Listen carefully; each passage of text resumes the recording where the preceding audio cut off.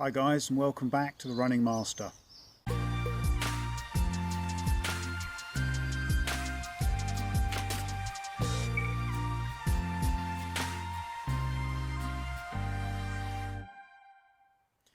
Today I want to talk to you about some common myths that new runners often have, and I just want to bust a few of them for you to try and encourage you maybe to get out and do some more running.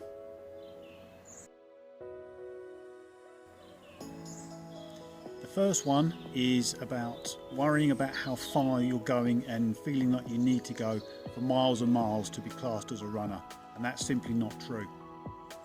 You'll often hear more experienced runners talking about their 5-mile run, their 10-mile run, their half marathon, or maybe even their full marathon. And it can feel intimidating when you're starting out. The best advice I can give you is that any running is better than no running at all. And it is still running. If a few minutes of running is as much as you can manage, then you're still a runner. You've started and you can build from there. One of the first questions that people will ask when they know that you've been for a run, and especially if you're a new runner, is how far did you go? If you feel you need to answer with a number, maybe change the measurement of what you're going to tell them. So maybe instead of telling them how many miles you ran, tell them how many kilometers you ran. So for instance, if you've managed a 3-mile run, say I did about 5k, because 5 sounds better than 3, so it will sound more impressive and maybe make you feel better. They're approximately the same distance. You could do what I did the other day and just run around the block near your house and just do that time after time after time. It doesn't matter how far that block actually is, but if somebody says, well, how far did you go? And you say, oh, I don't really know, but I did a few laps of the block, I did 10 laps or 15 laps, that will sound much better, because in running, the bigger the number, the better it sounds.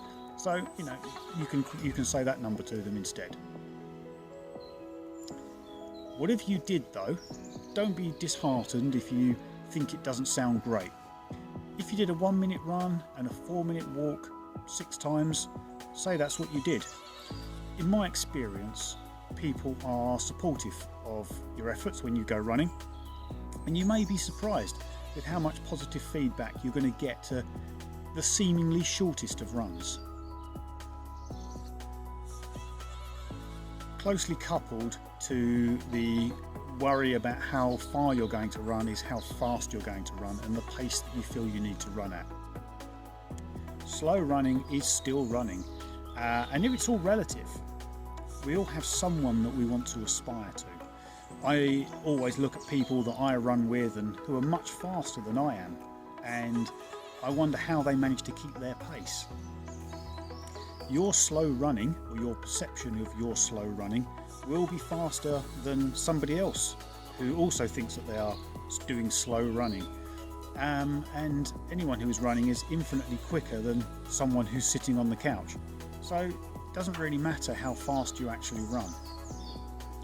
And just remember that everyone, including elite runners, all look to Eliud Kipchoge, the first person to run a marathon in under 2 hours, and wonder how he can run so fast.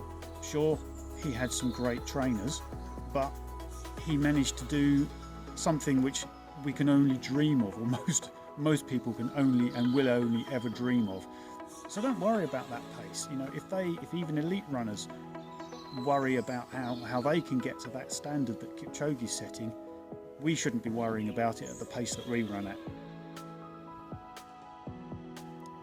Many new runners worry about their running style, and they think that they're going to look embarrassing when they go for a run, and that's simply not true. Agreed, running isn't something that you can look cool at. It's not easy to look effortless and so calm and relaxed and serene when you're going for a run. Sometimes it's just hard to go running. So yeah, sure, it's going to be difficult sometimes to keep that composure at all times. If you've ever looked at videos of people going running, they are only going to be snippets of their actual run that they've done. And sure, for those few steps that you see, they're probably going to look really effortless, and it's going to look very, very relaxed, and their running style will be perfectly balanced. But I guarantee you, as they get to the end of a tough run, their style is probably going to go out the window as well. So really don't worry about it. I know you can't do it right now, but running in a group will help as well, because there's that safety in numbers kind of feeling.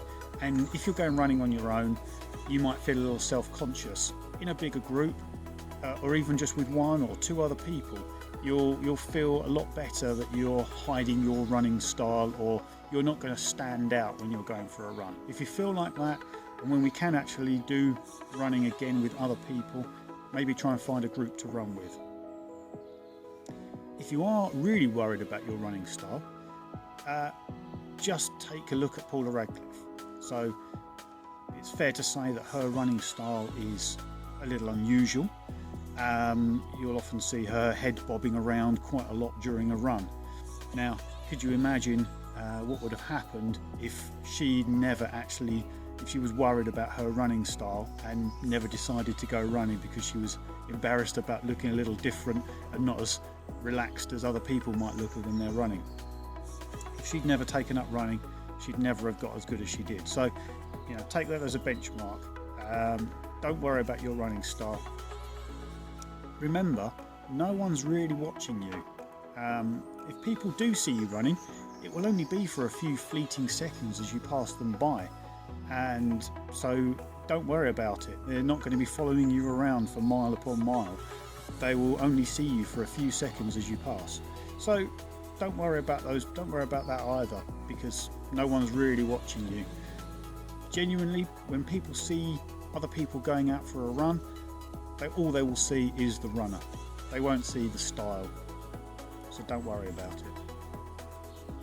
If a few of those myths about running, about worrying about how far you go, your pace, and what you look like when you go running are some of the things that you're worried about that are stopping you from going running, hopefully I've managed to dispel a few of them for you. Keep running, go for it. Hope you enjoyed this video. Subscribe down below if you'd like to know more about running. Ask me some questions if you like, and I'll more than happily try and answer them. Thanks again for watching. See you soon. Bye bye.